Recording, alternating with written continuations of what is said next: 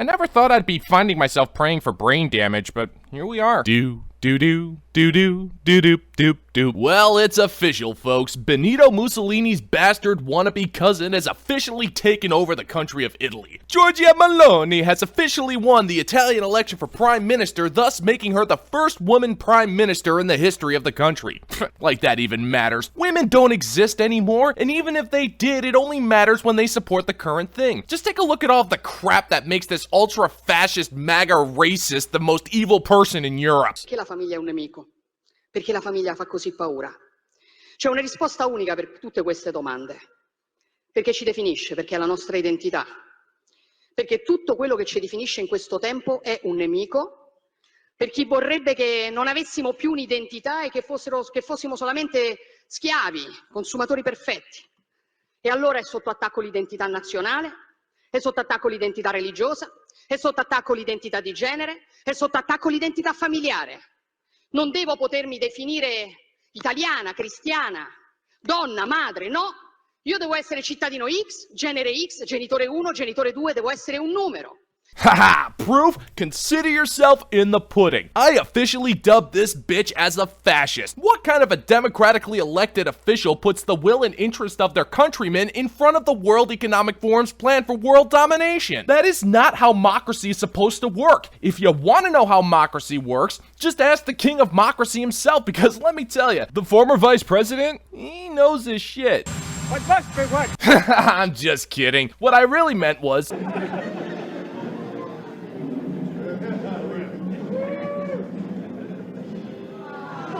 I'm just having a Josh again. Here's the real clip. Gotta say hi to me. We go back a long way. She was 12, I was 30, but anyway.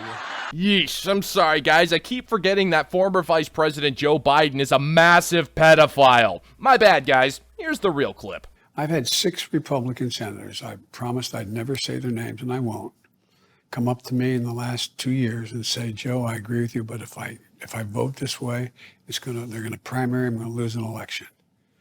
It didn't used to be that way. Luckily, the Legion of Evil, known as the European Union, is going to be stepping in with their massive tools to fix democracy so they can demand what they want while going against the will of the people, just like God intended. So I think it's about high time as a white American male white man to evoke my white privilege card by calling for a complete boycott of Olive Garden until those oily Italians overturn their election and give the people what they want. Oh, you better be worried, Olive Garden. There ain't enough free salad and breadsticks in the world to get me to back down on this one. Not even if you sent me a lifetime supply of free salad and breadsticks directly to my P.O. box. See what happens, Olive Garden. Test me. I double dog. No, fuck that. I triple dog dare ya. Send me the salad and breadsticks. See what happens, bitch. Speaking of bitches with breadsticks in their mouth holes, Don Lemon just lost his primetime spot on CNN and has been demoted to a morning show co-host position with less airtime and ultimately less pay. Now you can tell by the fancy dress and designer spectacles that this is a man of taste, class, and culture. There is no way he's going to be able to afford that kind of a lifestyle on a co-host salary. It's just not possible. So Donnie boy, hit me up because I got a little side hustle that you might actually be interested in. Pimpin'.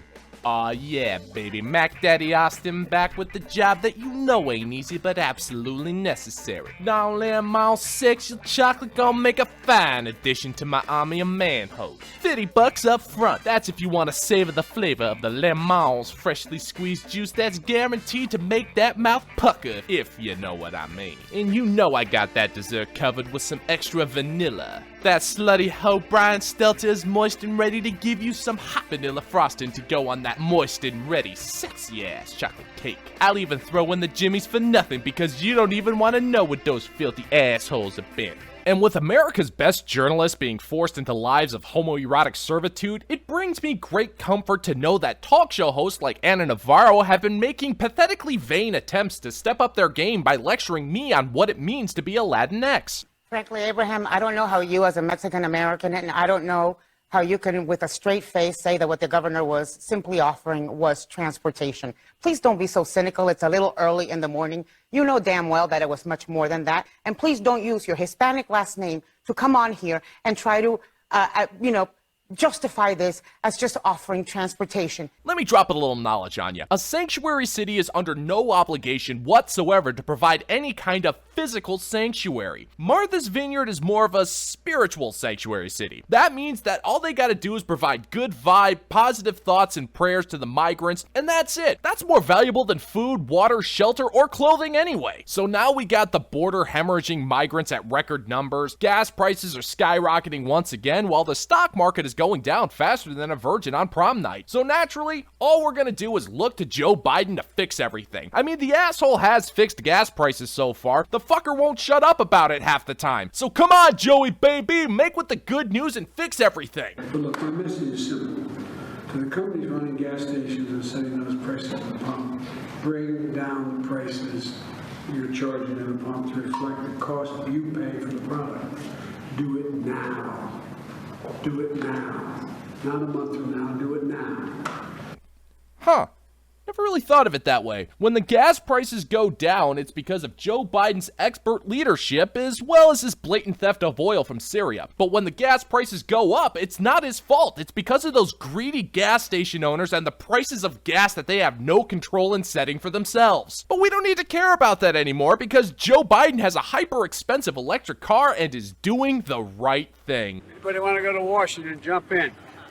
Ooh, yeah. Sorry, Mr. Former Vice President, sir. I'm gonna have to take a rain check on that offer. I actually have a massive list of things I gotta do, and I've been putting it off for a while. Things like...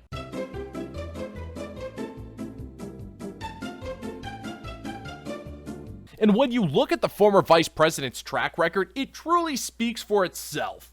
Joe Biden is among the longest-serving politicians in Washington. 5 decades on the Hill and in the Oval.